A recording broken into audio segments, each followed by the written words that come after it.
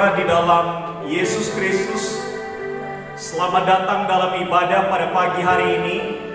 Selamat menyongsong berkat yang Allah sediakan kepada kita di tengah-tengah ibadah ini. Mari tenangkan hati di hadapan Allah. Kita rindu kesempatan yang indah ini.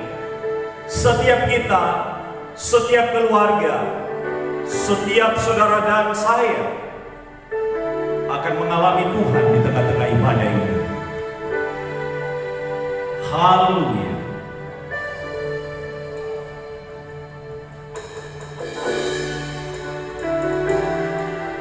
Dengan hati yang bersuka cita, kita menaikkan pujian kepada Allah kita. Sambil berdiri di hadapannya dan memuliakan Dia. Dan berkata, Tuhan kami ingin berjalan di samping. Dan dengan kekuatan dapat jalani hidupku tanpa Tuhan yang di sampingku. Bukan aku sendiri, Kaulah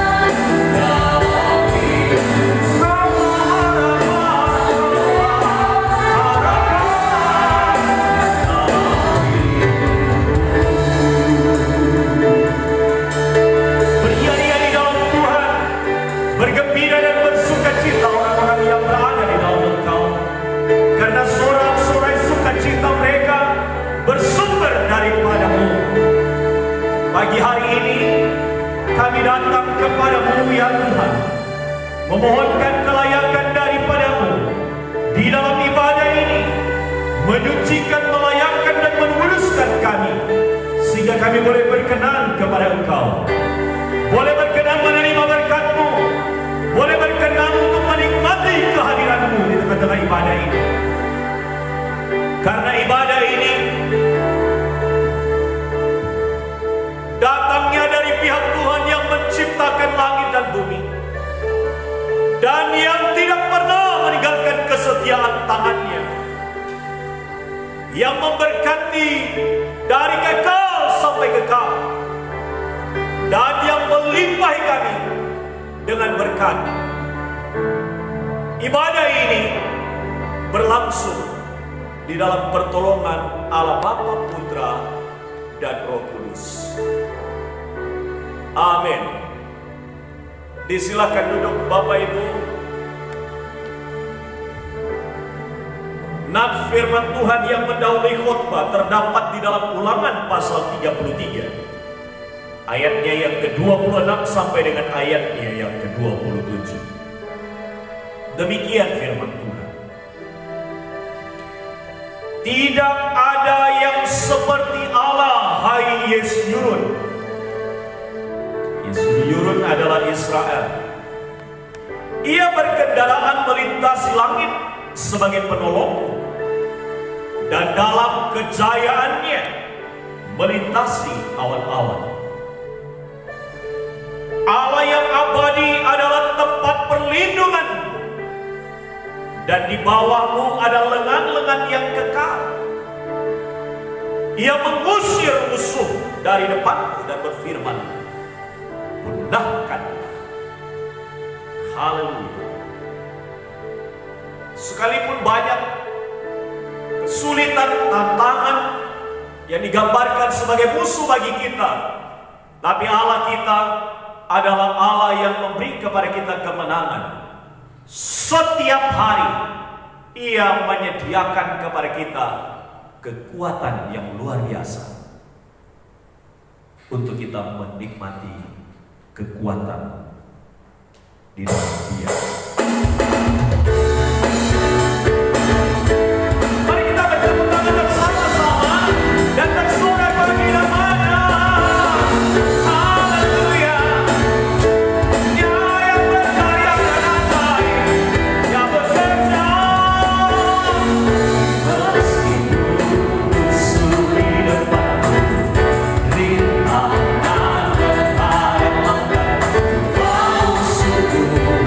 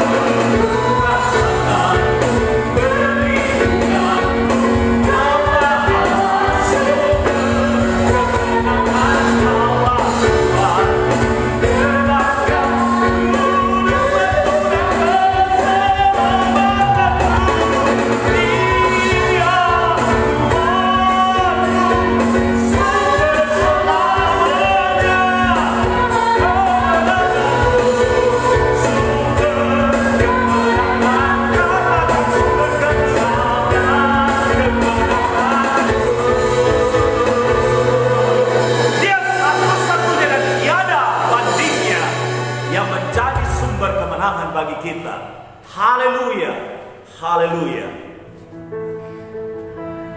Begitu rindu kita kepada Allah, dan kerinduan kita kepada Allah diwujudkan akan kerinduan kepada firman-Nya.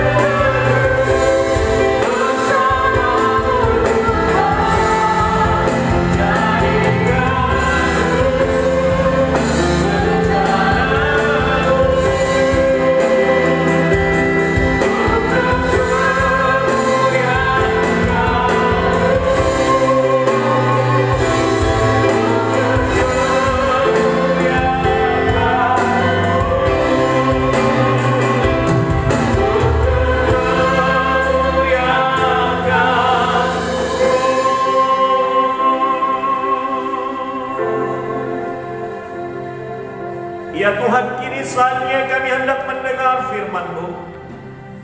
Berkata-katalah kepada kami, karena kami telah siap mendengar Engkau berbicara. Demi nama Tuhan Yesus Kristus Tuhan kami berdoa, haleluya. Amin. Diberkatilah kita terus di dalam pemeliharaan Allah, dan selamat berjumpa kembali di dalam ibadah dengan menerima berkat Allah melalui firman pada pagi hari ini. Tuhan memberkati kita dimanapun kita berada pada pagi hari ini. Allah ada bersama-sama dengan kita dan rindu untuk melawat kita melalui kebenaran firman Allah yang pagi hari ini kita akan renungkan bersama-sama. Di bawah satu tema, ternyata bukan karena kekuatan kita. Firman Tuhan terambil dari Daniel pasal 6 ayat 10 sampai dengan ayat yang ke-28. Lagi-lagi saya ulang, Daniel pasal 6 ayatnya yang ke-11 sampai dengan ayatnya yang ke-28. Demikian firman Tuhan. Demi didengar Daniel bahwa surat perintah itu telah dibuat, pergilah ia ke rumahnya. Dalam kamar atasnya ada tingkap-tingkap yang terbuka ke arah Yerusalem. 3 kali sehari ia berlutut, berdoa, serta memuji Allahnya, seperti yang biasa dilakukannya.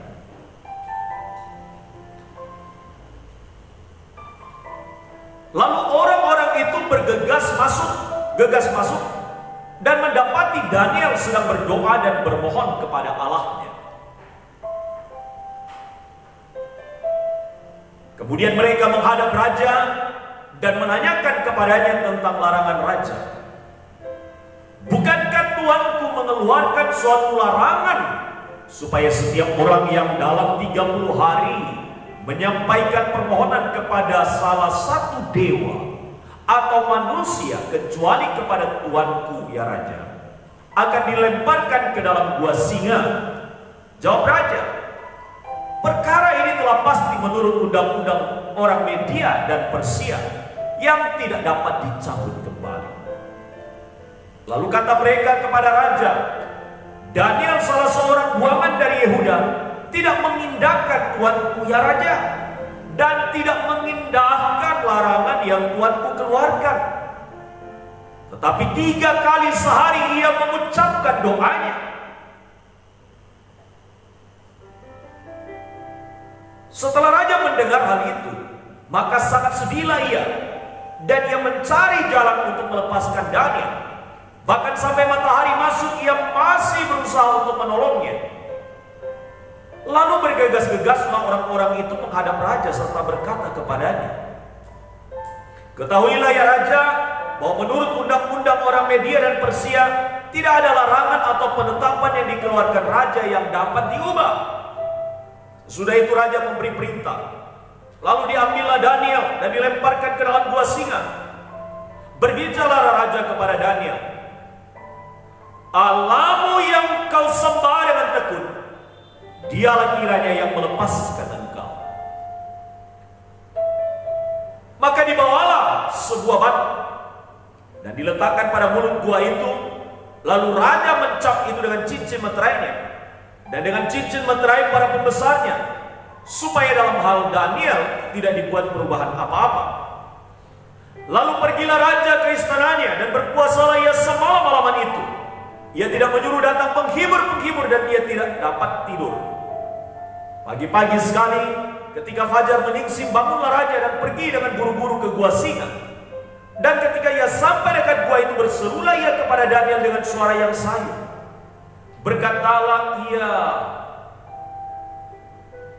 kepada Daniel, Daniel, hamba Allah yang hidup, Allahmu yang kau sembah dengan tekun, telah sanggupkah ia melepaskan engkau dari singa-singa itu? Lalu kata Daniel kepada raja, ya raja, kekallah hidupmu. Allahku telah mengutus malaikatnya untuk mengatupkan mulut singa-singa itu, sehingga mereka tidak mengapa-apakan aku, karena ternyata aku tak bersalah di hadapannya. Tetapi juga terhadap tuanku ya raja, aku tidak melakukan kejahatan. Lalu sangat bersukacitalah raja dan ia memberi perintah supaya Daniel ditarik dari dalam gua itu. Maka ditariklah Daniel dari dalam gua itu dan tidak terdapat luka apa-apa padanya, karena ia percaya kepada Allah. Raja memberi perintah, lalu diambillah orang-orang yang telah menuduh Daniel dan mereka dilemparkan ke dalam gua singa, baik mereka maupun anak-anak dan istri-istri mereka. Belum lagi mereka sampai ke dasar gua itu, singa-singa telah menerkam mereka, bahkan meremukkan tulang-tulang mereka. Kemudian Raja Darius mengirim surat kepada orang-orang dari segala bangsa, suku, bangsa dan bahasa yang mendiami seluruh bumi. Bunyinya, bertambah-tambahlah kiranya kesejahteraan. Bersama ini kuberikan perintah bahwa di seluruh kerajaan yang kukuasai, orang harus takut dan gentar kepada Allahnya Daniel, sebab dialah yang hidup, Allah yang hidup, yang kekal untuk selama-lamanya. Pemerintahannya tidak akan binasa, dan kekuasaannya tidak akan berakhir. Dia melepaskan dan menolong dan mengadakan tanda dan mujizat di langit dan di bumi. Dia yang telah melepaskan Daniel dari cengkraman singa-singa, cengkaman singa-singa. Dan Daniel ini mempunyai kedudukan tinggi pada zaman pemerintahan Darius dan pada zaman pemerintahan Kores orang Persia itu. Tema untuk kita pada hari ini ternyata bukan karena kekuatan kita. Bapak Ibu Saudaraku yang dikasihi oleh Tuhan, pernyataan yang mengatakan bahwa di balik keterbatasan manusia ada kuasa Allah yang tak terbatas menolong. Ia tidak terlihat, namun kuasanya dan karyanya nyata bagi kita. Saya ulang sekali lagi, bahwa di balik keterbatasan manusia ada kuasa Allah yang tak terbatas menolong. Ia tidak terlihat, namun kuasanya dan karyanya nyata bagi kita. Saya sepakat dengan pernyataan tersebut dan yakin akan kemahahadiran Allah di segala situasi. Bapak Ibu Saudara, ada 3 fakta yang harus kita sadari dalam hidup ini, yang membawa kita untuk selalu mengandalkan kekuatan Tuhan. Yang pertama, bahwa ada kejahatan dalam diri manusia yang syarat dengan kepentingan ego. Bahwa ada kejahatan dalam diri manusia yang syarat dengan kepentingan ego, yang mempentingkan kepentingan diri, kepentingan kelompok, dan menyingkirkan orang atau kelompok lain karena ada kepentingannya. Orang sebaik Daniel, bahkan orang serohani Daniel, orang yang paling berhikmat di generasi pada masa itu, justru tidak disukai orang.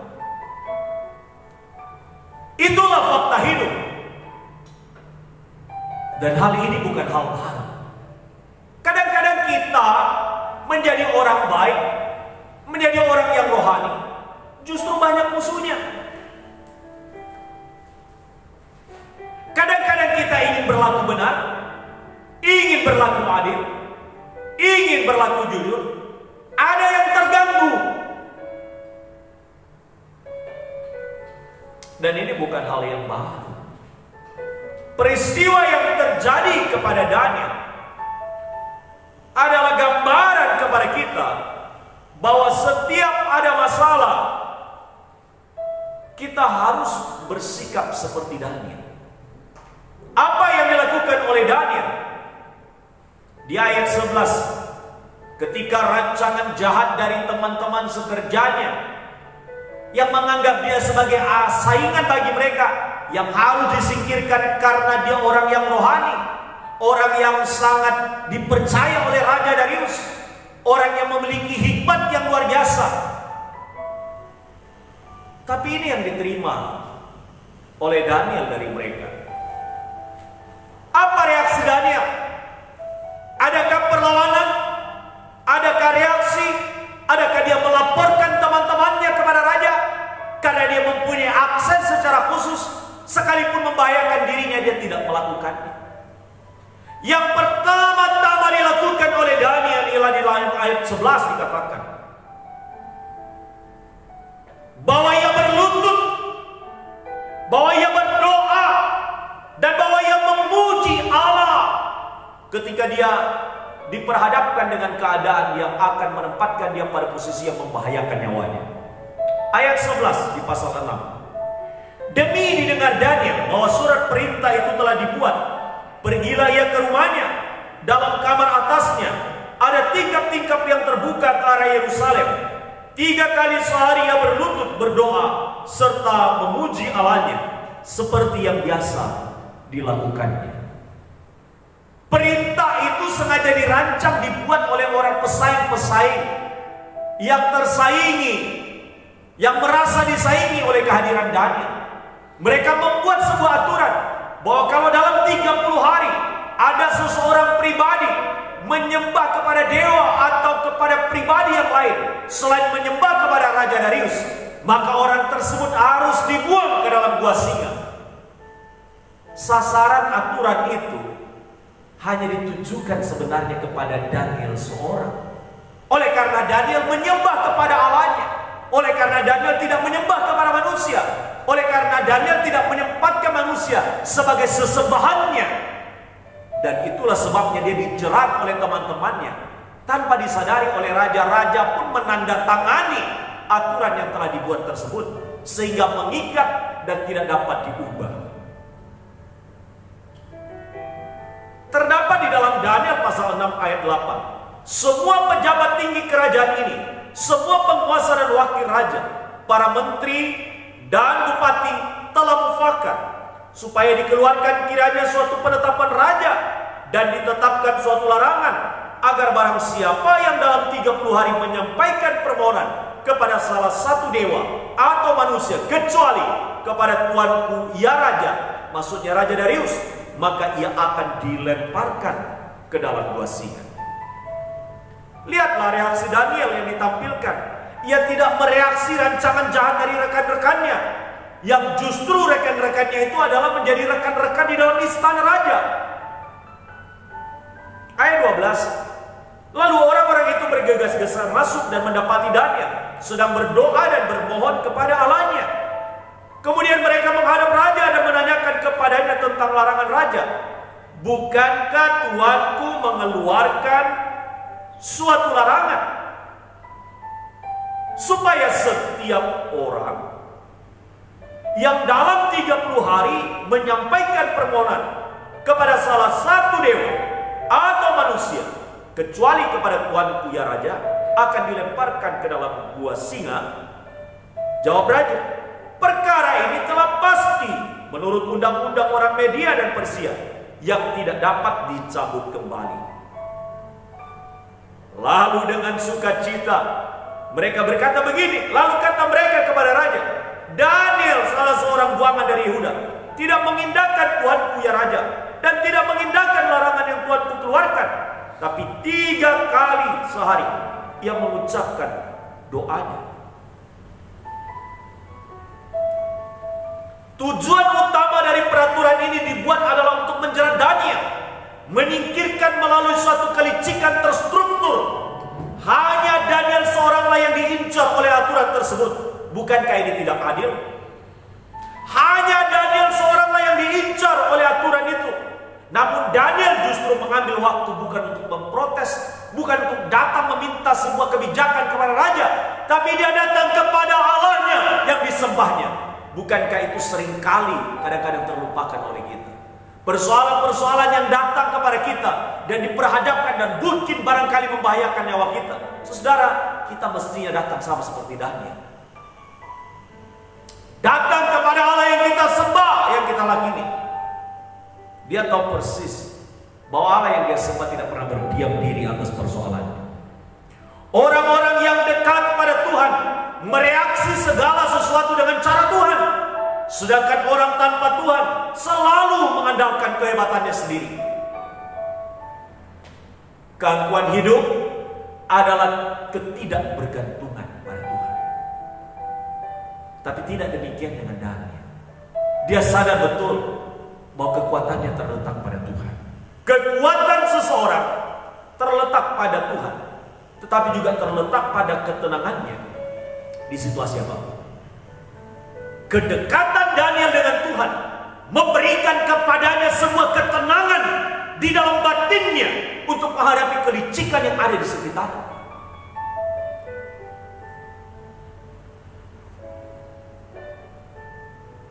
Bapak Ibu, fakta kedua yang harus kita sadari dalam hidup ini, yang membawa kita untuk selalu mengandalkan kekuatan Tuhan, ialah bahwa kita tidak bisa mengandalkan manusia. Bahkan Raja Darius pun tidak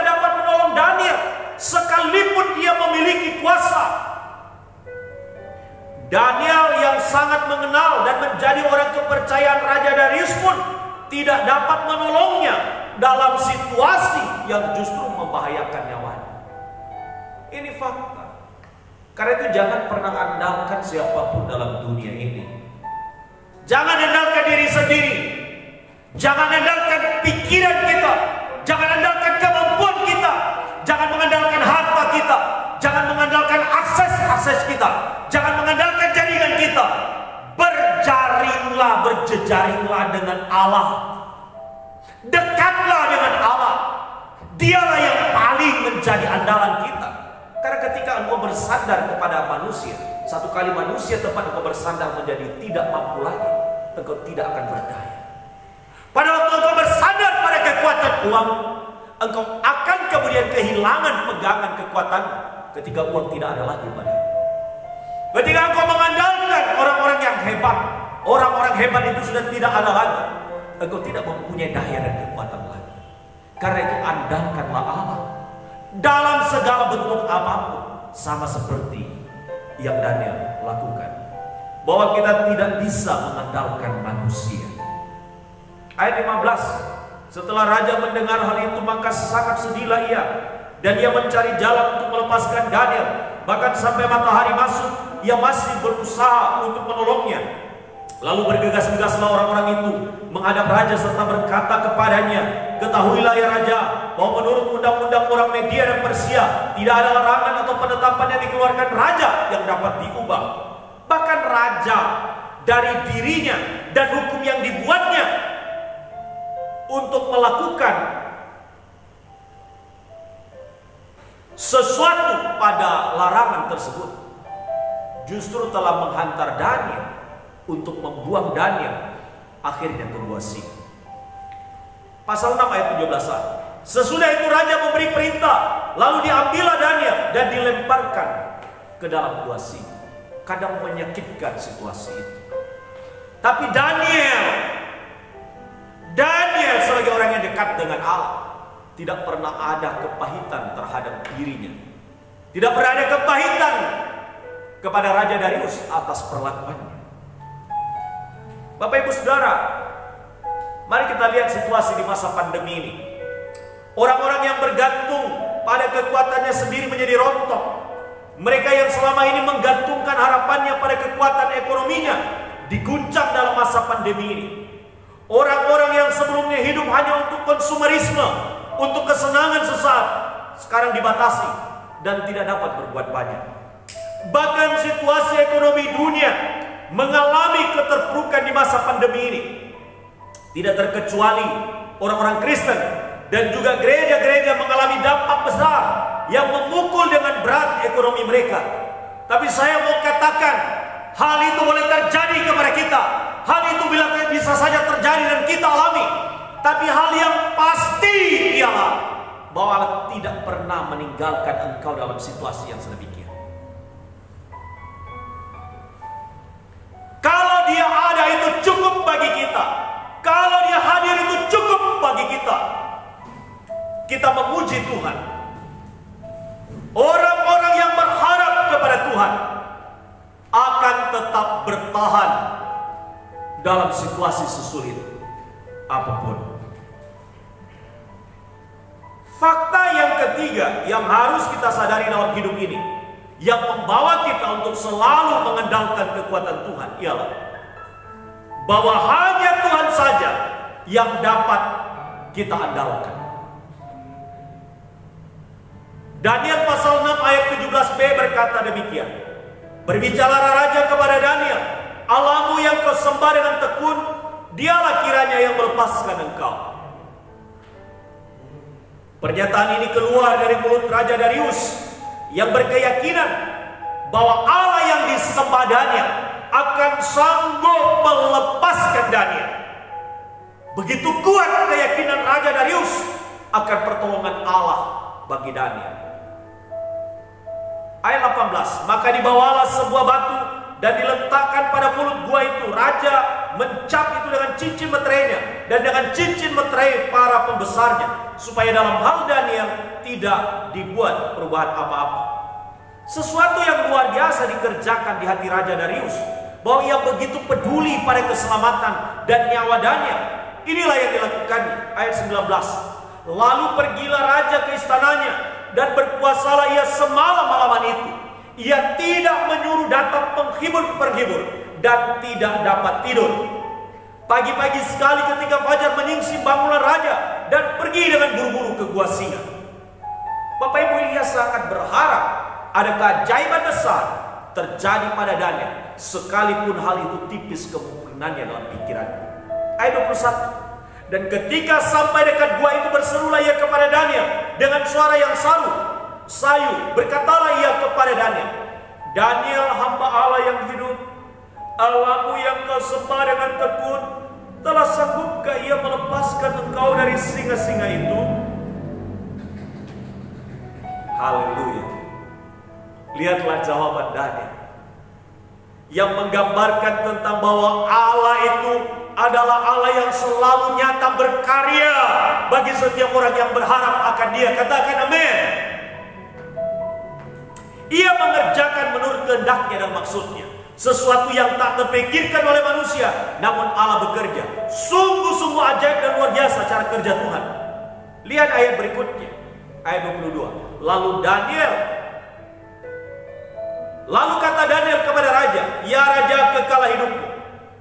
Daniel menyaksikan tentang Allahnya yang hebat dan ajaib, sikap yang berserah dan bergantung pada Allah, dan sikap rendah hati dan sadar diri akan karya Tuhan. Itu ada pada diri Daniel. Maka Daniel berkata, Allahku telah mengutus malaikatnya untuk mengatupkan mulut singa-singa itu, sehingga mereka tidak mengapa-apakan aku, karena ternyata aku tak bersalah di hadapannya. Tetapi juga terhadap tuanku ya raja, aku tidak melakukan kejahatan.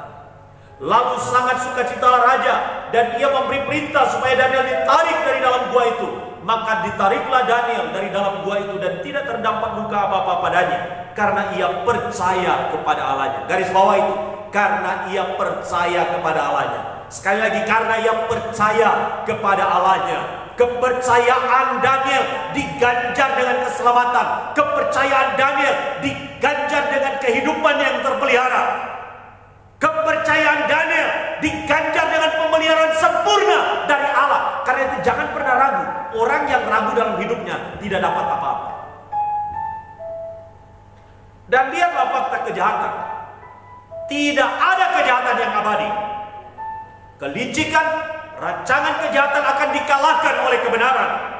Allah selalu berdiri untuk orang yang benar dan dibelanya hak-hak mereka. Lihatlah ayat yang ke-25. Raja memberi perintah, lalu diambillah orang-orang yang telah menuduh Daniel, dan mereka dilemparkan ke dalam gua singa, baik mereka maupun anak-anak dan istri-istri mereka. Belum lagi mereka sampai ke dasar gua itu, singa-singa itu telah menerkam mereka, bahkan merebutkan tulang-tulang mereka. Bapak Ibu Saudara, hidup dan kesaksian anak-anak Tuhan pasti membawa kemuliaan dan kehormatan bagi nama Tuhan. Jika Anda sendiri berlaku benar, jangan pernah takut, karena Allah lah yang akan berdiri dan membela hak Anda. Allah memuliakan dirinya melalui peristiwa iman dari setiap orang yang percaya kepadanya, dan memakai orang lain untuk menyaksikannya. Dalam hal ini Darius dipakai oleh Tuhan. Lihat ayat 26 sampai 28. Kemudian Raja Darius mengirim surat kepada orang-orang dari segala bangsa, suku, bangsa, dan bahasa yang mendiami seluruh bumi bunyinya. Bertambah-tambahlah kiranya kesejahteraanmu.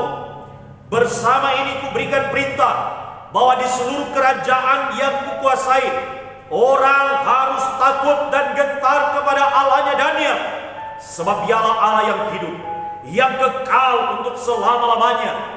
Pemerintahannya tidak akan binasa dan kekuasaannya tidak akan berakhir. Dia melepaskan dan menolong dan mengadakan tanda dan mujizat di langit dan di bumi. Dia yang telah melepaskan Daniel dari cengkaman singa-singa. Bapak Ibu Saudara, dan akhirnya akhir dari semuanya juga berdampak mendatangkan kebaikan bagi Daniel. Lihat ayat 29. Dan Daniel ini mempunyai kedudukan tinggi pada zaman pemerintahan Darius dan pada zaman pemerintahan Kores orang Persia itu. Bapak Ibu Saudara, ada 3 fakta yang harus kita sadari dalam hidup ini yang membawa kita untuk selalu mengandalkan kekuatan Allah. Yang pertama, bahwa ada kejahatan dalam diri manusia yang syarat dengan kepentingan ego. Fakta kedua yang harus kita sadari bahwa hidup ini yang membawa kita untuk selalu mengandalkan kekuatan Tuhan ialah bahwa kita tidak bisa mengandalkan manusia. Dan yang ketiga, bahwa hanya Tuhan saja yang dapat kita andalkan. Menutup dari firman pagi hari ini, saya membacakan Yeremia pasal 17 ayat 7. Bersama-sama kita baca di dalam teks yang tertera di dalam layar kita. Yeremia pasal 17 ayat 7. 1, 2, 3. Diberkatilah orang yang mengandalkan Tuhan, yang menaruh harapannya pada Tuhan. Amin. Kita berdoa. Tuhan Yesus, terima kasih untuk firman-Mu. Terima kasih karena Engkau hendak berbicara kepada kami bahwa Engkau Tuhan adalah Allah yang patut kami andalkan. Tak mungkin kami mengandalkan kekuatan diri kami. Tak mungkin kami mengandalkan apapun di dalam dunia ini. Tak mungkin kami mengandalkan kekuatan manusia. Karena kekuatan semuanya itu lemah. Tak ada kekuatan mereka pada akhirnya. Namun kekuatan yang daripada-Mu sesungguhnya nyata bagi kami. Sesungguhnya ada bagi kami. Dan Engkau menyatakannya bagi orang-orang yang benar. Bagi orang-orang yang berjalan di dalam kebenaran. Terima kasih untuk firman-Mu ya Tuhan. Dalam nama Yesus kami berdoa. Amin. Rindu kita ialah mempersembahkan hidup kita kepada-Nya. Tapi juga kita belajar untuk menabur bagi pekerjaan Allah. Alkitab katakan orang yang menabur banyak akan menuai banyak. Orang yang menabur sedikit akan menuai juga sedikit. Tetapi berilah dengan sukacita, karena itu akan memberikan kepada hasil yang mendatangkan kebaikan bagimu di dalam hidup.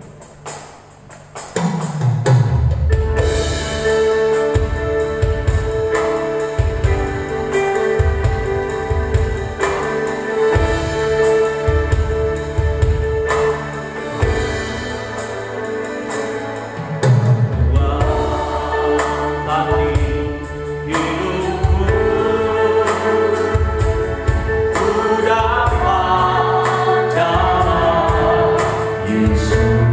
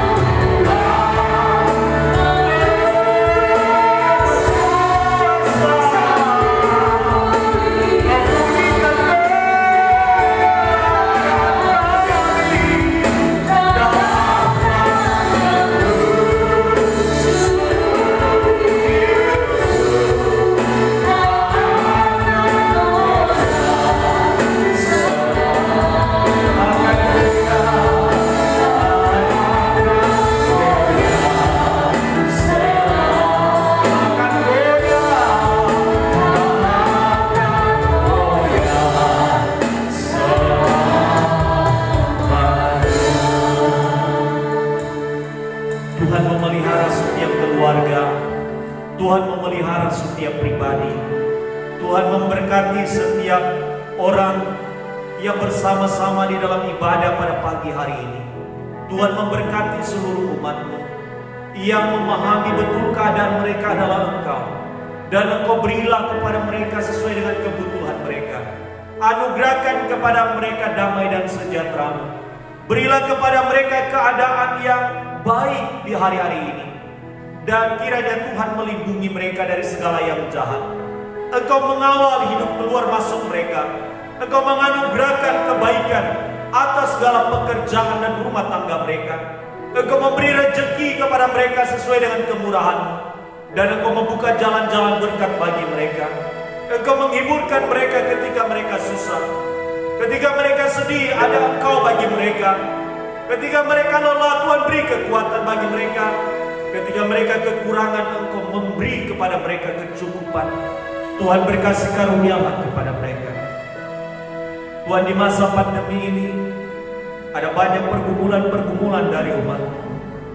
Tapi kami percaya bahwa Engkau ada, bahwa Engkau hidup, bahwa Engkau nyata, bahwa pertolongan-Mu nyata bagi kami.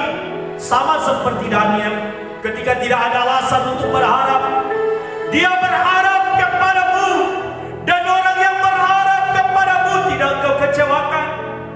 Tuhan, terima kasih.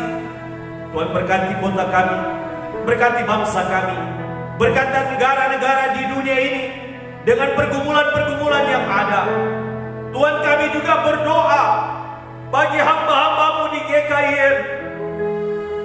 Tuhan, kami doakan Tuhan lindungi dari COVID-19. Kami mendoakan satu teman kami yang terpapar COVID-19 saat ini, Bapak Pendeta Budi Karso. Kami berdoa di dalam nama Yesus, Allah jamah dia saat ini di dalam nama Yesus. Kami doakan juga untuk jemaat di GKI Torsina, bendahara gereja yang ada di sana juga terpapar COVID. Kami berdoa di dalam nama Yesus, Engkau jamah saat ini, dan Engkau tolong dan pulihkan keadaannya. Tuhan, kami berdoa, lindungilah seluruh umat. Lindungilah setiap kami, lindungilah keluarga kami, lindungilah anak-anak kami. Kami berdoa di dalam nama Yesus. Belah kasihan-Mu Tuhan kepada mereka yang juga terpapar, anak-anak Tuhan yang terpapar COVID-19, yang saat ini sedang membutuhkan jamahan Tuhan. Kami berdoa, Tuhan, turunkan tangan-Mu untuk menjamah mereka. Terima kasih Tuhan. Kami berdoa dalam nama Yesus. Tuhan, kiranya kasih-Mu berlangsung atas kami di sepanjang minggu ini, bahkan di sepanjang kehidupan kami. Di dalam nama Yesus kami berdoa. Haleluya. Amin. Saudara, kita untuk bangkit berdiri bersama, kita akan mengakhiri ibadah ini. Kiranya Allah memberkati kita dengan limpah kebaikan.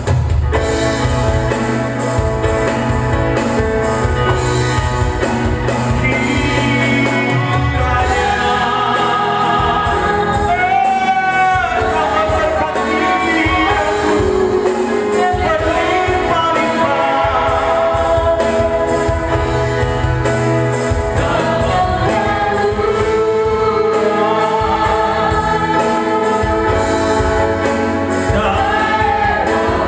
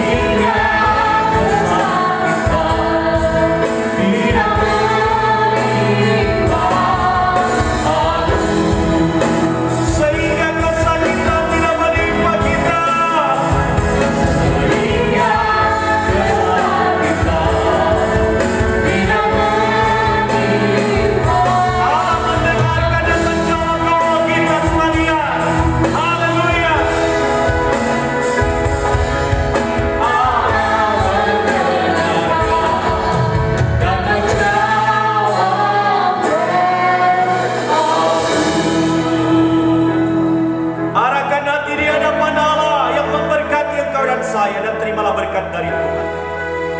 Tuhan memberkati engkau dan melindungi engkau. Tuhan menyinari engkau dengan wajah-Nya dan memberikan engkau kasih karunia. Tuhan menghadapkan wajah-Nya kepadamu dan memberi engkau damai sejahtera dari hari ini bahkan sampai selama-lamanya. Amin.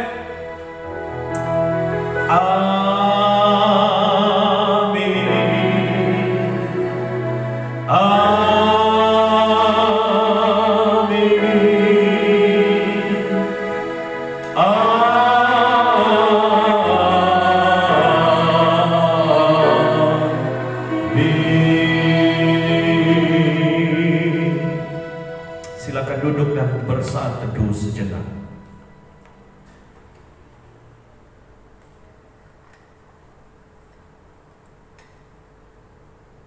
Amin. Selamat hari Minggu. Tuhan Yesus memberkati kita.